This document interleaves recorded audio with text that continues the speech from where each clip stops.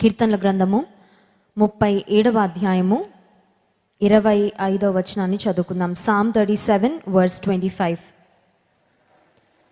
నేను చిన్నవాడనై ఉంటిని, ఇప్పుడు ముసలివాడనై ఉన్నాను. అయినను నీతిమంతులు విడవబడుట కానీ వారి సంతానము భిక్షమెత్తుట కానీ నేను చూచి ఉండలేదు. మనిషికుండే అనేకమైన భయాలలో ఒక భయం ఏంటంటే ఫియర్ అబౌట్ ఫ్యూచర్, భవిష్యత్తును గుర్చిన భయం.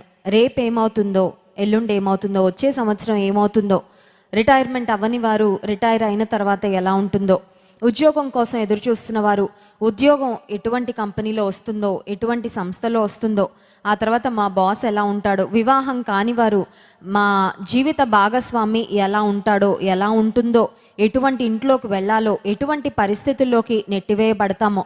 ఒకవేళ వృద్ధాప్యానికి దగ్గరలో ఉన్న వారికైతే ఒక ఆలోచన, మా వృద్ధాప్యం ఎలా గడుస్తుంది, మా పిల్లలు మమ్మల్ని బాగా చూసుకుంటారో లేదో, మమ్మల్ని ఆదరిస్తారో లేదో, మమ్మల్ని ఇబ్బంది పెడతారేమో. కొన్నిసార్లు వృద్ధాప్యంలో ఇంకా మరణానికి చేరువుగా ఉన్నవారికి కూడా ఒక భయం ఉంటుంది. అదేంటంటే మా తర్వాత మా పిల్లలు ఎలాగా ఉంటారు. చూడండి, తల్లిదండ్రులు ఉన్నంతకాలం వారి పిల్లలు క్షేమంగా ఉండాలని వారి కోసం ప్రార్థన చేస్తారు, వారి కొరకు ప్రయాసపడతారు, వారు చేయగలిగిన బెస్ట్ చేస్తారు. కానీ మరణానికి చేరువవుతున్న సందర్భంలో మా సంతానం సంగతి ఏంటి, మా పిల్లల సంగతి ఏంటి, మా వాడు అమాయకుడు, మా అమ్మాయి అమాయకురాలు, ఇప్పుడు పెళ్లి చేసి పంపిస్తున్నాం, ఎలా చేసుకుంటుందో ఏంటో, ఎలా మేనేజ్ అవుతుందో ఏంటో, మా పిల్లలు ఎలా బ్రతుకుతారో ఏమో, వారి వెనకాలండి సలహాలు ఇవ్వడానికి, వారిని గైడ్ చేయడానికి, వారిని బలపరచడానికి మేము ఉండం కదా కొంతకాలం తర్వాత అని కొన్నిసార్లు మన భవిష్యత్తును గురించి మనం ఆలోచించి ఆందోళన చెందుతూ ఉంటాం. కానీ రాజైన దావీదు తన జీవిత అనుభవములో నుండి, తన అనుభవాల సారంలో నుండి చెప్తున్న మాట ఏంటంటే, ఒకప్పుడు నేను చిన్నవాడిగా ఉన్నాను, కానీ ఇప్పుడు ముసలివాడనయ్యాను. అయినా ఒక్క విషయాన్ని మాత్రం నేను చాలా జాగ్రత్తగా గమనించాను, చాలా జాగ్రత్తగా నా ఎక్స్పీరియన్స్లో నేను తెలుసుకున్నాను. థియరీ నేర్చుకోవడం ఒక ఎత్తు అయితే, ప్రాక్టికల్గా మనం నేర్చుకునే విషయాలు చాలా చాలా అమూల్యమైనవి. ప్రాక్టికల్గా మనం నేర్చుకునే లెసన్స్, ఎందుకంటే ప్రాక్టికల్గా మనం నేర్చుకునేవి టెస్టెడ్ అండ్ ప్రూవ్డ్ అనమాట. అంటే ఖచ్చితంగా మనం నిర్ధారించగలిగిన మాటలే మనం ప్రాక్టికల్గా నేర్చుకున్న మాటలని మనం చెప్తాం. సో దావీదు భక్తుడు తన జీవితంలో చెప్తున్న మాట ఏంటంటే, చిన్నప్పుడు చిన్నవాడిగా ఉన్నాను, అమాయకత్వం పెద్దగా ఏం తెలీదు, కానీ ముసలివాడిని అయిన తర్వాత చాలా జీవిత అనుభవాలు, చాలామందిని చూశాను, చాలామంది జీవితాలను పరీక్షించాను, నా జీవితాన్ని కూడా నేను చూసుకున్నాను. ఇప్పుడు ఆ అనుభవాల సారం, ఆ జిస్ట్ ఏంటి అని ఆలోచన చేస్తే, నీతిమంతులు విడవబడుట కానీ వారి సంతానము భిక్షమెత్తుట కానీ నేను చూచి ఉండలేదు. నీతిమంతులు విడువబడరు. The righteous will not be forsaken. ఒకవేళ మీ మనసులో ఒక భయం ఉందేమో, రేపు ప్రొద్దున నన్ను ఎవరు చూసుకుంటారు, రేపు ప్రొద్దున నన్ను ఎవరు ఆదరిస్తారు, ఎవరు పోషిస్తారు, ఎవరు సంరక్షిస్తారు, ఎవరు తోడుగా ఉంటారంటే నీతిమంతులను దేవుడు విడిచిపెట్టడంట. నీతిమంతులు విడవబడుట కానీ వారి సంతానము భిక్షమెత్తుట కానీ నేను చూడలేదు. మరి వారి సంతానం ఎలా ఉన్నారండి దావీదు గారు? ఓకే, అడుక్కోవడం లేదు, కరెక్టే, అడుక్కోకపోవడం అనేది మంచి విషయమే, కానీ మరి వారు కొంచెం ఎలా ఉన్నారు అది కూడా ఇంకా డీటెయిల్గా చెప్తే తెలుస్తుంది కదా. అంటే ఆ తర్వాత వచనంలో 26వ వచనం, దినమెల్లా వారు దయాళురై అప్పు ఇచ్చుచుందురు, వారి సంతానపు వారు ఆశీర్వదించబడుదురు. హల్లెలూయా. దేవుడు నీతిమంతుల్ని ఆశీర్వదిస్తారంట. నీతిమంతులు ఎన్నడూ విడవబడరంట. ఎందుకంటే వారిని పట్టుకునేది ఎవరంటే దేవుడు. వారు దేవుణ్ణి గట్టిగా పట్టుకున్నారు కాబట్టి దేవుడు వారిని గట్టిగా పట్టుకుంటాడు. దేవుడు మన జీవితాన్ని పట్టుకుంటే ఇంకెంతమంది మన చేయి విడిచిపెట్టినా పర్వాలేదు. అదే మనకి గొప్ప ధైర్యం, గొప్ప భరోసా. ఇకపోతే నా తదనంతరం నా పిల్లల సంగతి ఏంటి, మా భవిష్యత్ ఏంటి, మా బిడ్డల ఫ్యూచర్ ఎలా ఉండబోతుందంటే అది కూడా దేవుని వాక్యంలో వ్రాయబడి ఉంది. నీతిమంతులు సంతానము భిక్షమెత్తరు. మరి వాళ్ళు ఎలా ఉంటారు అని ఆలోచన చేస్తే, వారు దయాళురై అప్పు ఇస్తారు, వారి సంతానపు వారు ఆశీర్వదించబడతారు. అంటే దేవుని గ్రంథంలో ద్వితీయోపదేశకాండలో ఒక శ్రేష్టమైన వాగ్దానం ఉంటుంది. దేవుని మాటలను, ఆయన ఆజ్ఞలను అనుసరించి నడుచుకునే వారికి దేవుడు కృప చూపించి 1000 తరముల వరకు వారిని ఆశీర్వదిస్తాడంట. అసలు 1000 తరాల వరకు మనం ఉండం, మహా అయితే 4 తరాలు చూస్తారు ఎవరైనా సరే. గ్రేట్. ఇప్పుడు మా ఫ్యామిలీలో ఒక్క గ్రేట్ గ్రాండ్ మదర్ ఒక్కరే ఉన్నారు. అంటే మా పిల్లలకు అమ్మమ్మకి తల్లి అనమాట, ఒక్క ఆవిడ మాత్రమే ఉన్నారు బ్రతికి, గ్రేట్ గ్రాండ్ మదర్.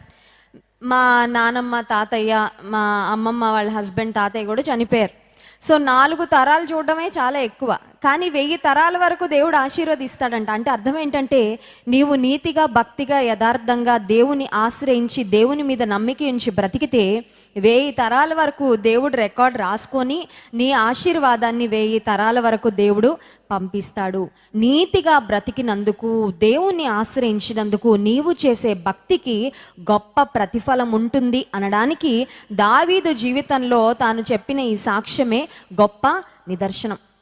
సామెతల గ్రంథం 11వ అధ్యాయంలో కూడా మనం చూసినట్లయితే నీతిమంతుల మీదకి వచ్చే ఆశీర్వాదాలు, నీతిమంతులను దేవుడు ఏ విధంగా స్థిరపరుస్తాడో ఆ అనేకమైన వాగ్దానాలు వ్రాయబడి ఉన్నాయి. చూడండి, సామెతల గ్రంథము 11వ అధ్యాయము 4వ వచనం. ఉగ్రత దినమందు ఆస్తి అక్కరకు రాదు, నీతి మరణము నుండి రక్షించును. హల్లెలూయా. మరణం నుండి మనల్ని రక్షించగలిగింది ఏమైనా ఉందా? మరణం నుండి ఒక వ్యక్తిని తప్పించగలిగింది ఏమైనా ఉందా అంటే నీ యొక్క నీతి, నీ యొక్క భక్తి జీవితము, దేవుని నీవు ఆశ్రయించిన విధానమే నీవు మరణము నుండి తప్పించబడ్డానికి నీకు సహాయపడుతుంది. ఇంకొక మాట కూడా ఉంది, చూడండి 8వ వచనం. నీతిమంతుడు బాధ నుండి తప్పించబడును. చాలా మాటలు ఉన్నాయండి. 18వ వచనంలో 2వ భాగం, నీతిని విత్తువాడు శాశ్వతమైన బహుమానమును పొందును.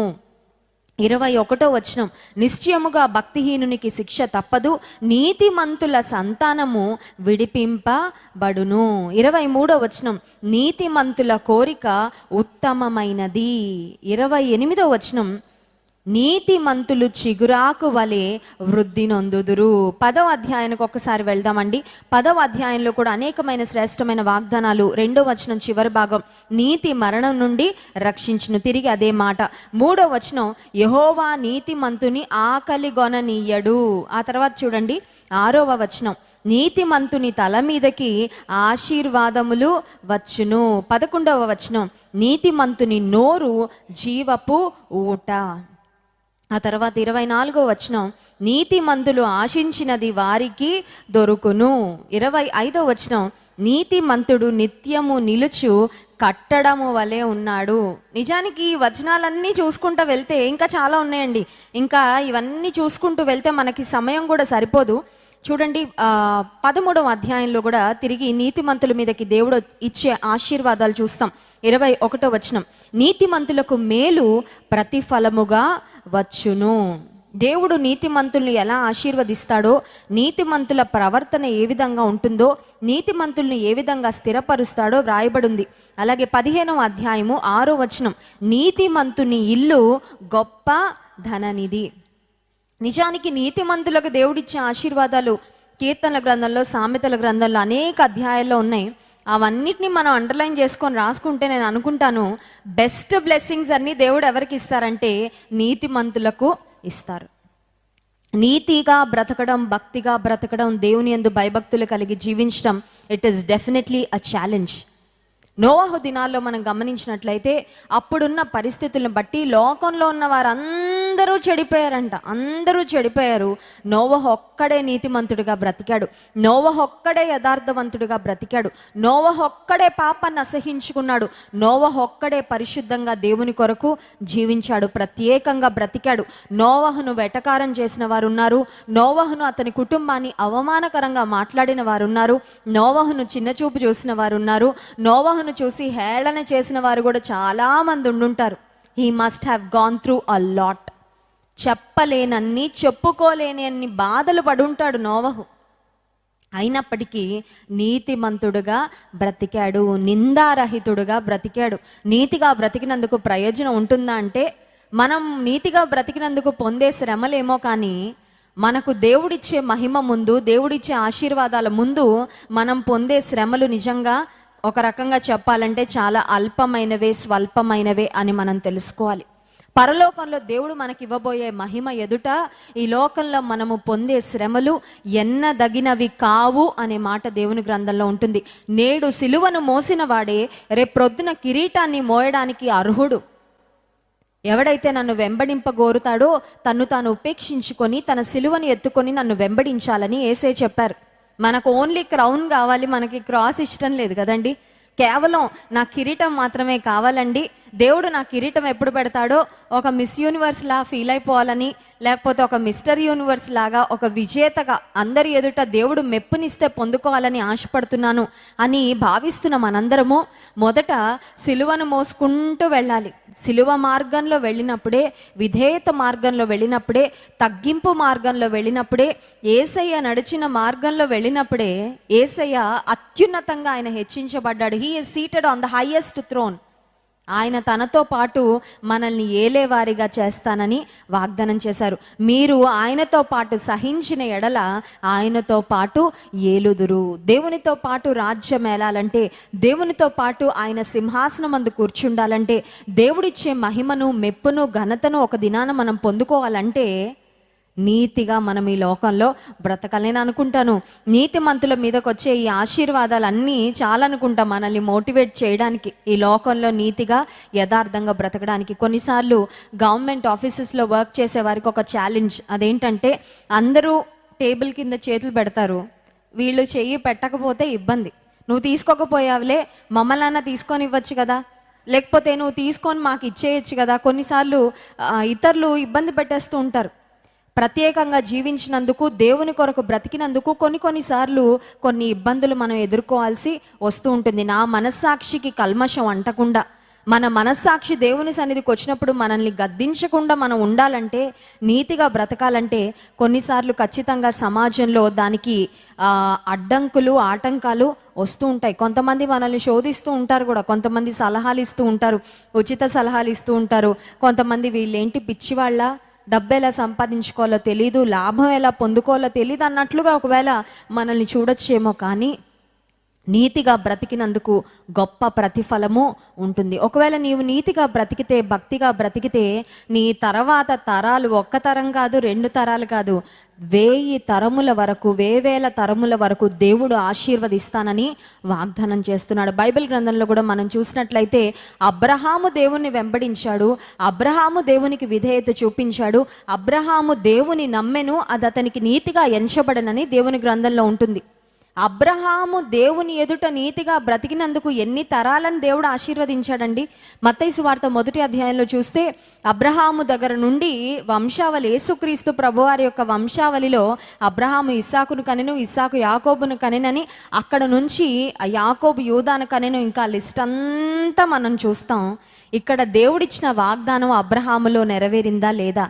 ఖచ్చితంగా నెరవేరింది. అబ్రహాముకు బహుశా తెలియకపోవచ్చు, అబ్రహాము మ్యాక్సిమం వృద్ధాప్యంలో 100 సంవత్సరాల వయసులో ఇస్సాకు పుట్టాడు. కాబట్టి అబ్రహాము నిజానికి ఇస్సాకు పెళ్లి సమయానికే బాగా ఓల్డ్ అయిపోయాడు, అప్పటికే చాలా బలహీనం అయిపోయాడు, అప్పటికే చాలా వృద్ధాప్యంలోకి వచ్చేసాడు.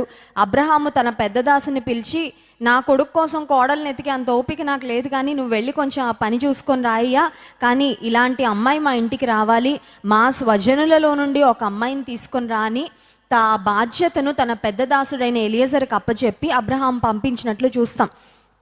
అబ్రహాము తన తరువాత తరాలు, చాలా తరాలు చూడడానికి అబ్రహాము లేడు, కానీ అబ్రహాముకు అనేక వేల లక్షల తరాలు తర్వాత ఉన్న మనకు ఇప్పుడు ఈ వంశావళంతా చదువుతున్నప్పుడు మనకు అర్థమవుతుంది, నీతిమంతుల యొక్క సంతానము నిశ్చయముగా ఆశీర్వదించబడును. మన బిడ్డలకు మనం ఇవ్వగలిగిన బెస్ట్ బ్లెస్సింగ్ ఏంటంటే, మనం వేసే ఎల్ఐసి బాండ్స్ కాదు, మనం కట్టే ఇళ్ళు కాదు, లేకపోతే మనం కొనే పొలాలు కాదు, మనం వారిని చదివించే ఎడ్యుకేషన్, అవన్నీ తర్వాత.